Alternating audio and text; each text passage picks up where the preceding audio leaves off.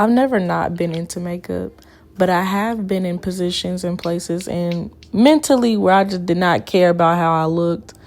And it definitely affected the way that I was perceived, the way I showed up in the world, and how I raised my kids, and even how, like, I did on my job and just everywhere, honestly, in life. But I really just don't think that I took myself seriously because I thought that I was not worthy.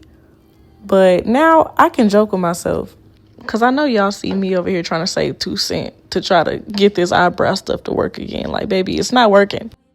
I'm fixing it up, though. Child, like I was saying. So when you realize that, like, no, you really are doing the best you can give yourself grace without having to give yourself excuses for being childish. I'm going to make sure these... Listen.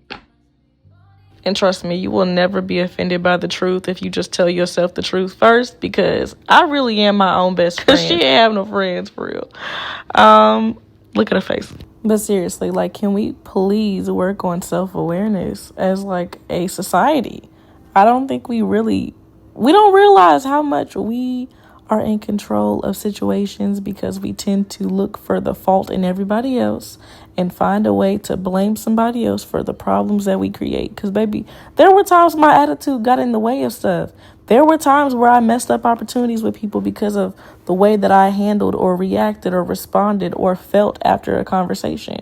So, yeah, the joke was on me sometimes, and I accept that responsibility, and I can move on from that from a place of being healed and not being hurt. Now, does that excuse anybody's behavior? Absolutely not. But let's be so serious right now. Like, there are times where we just have to grow up, being able to mature and to not have to look like what you've been through, because it's just really unnecessary.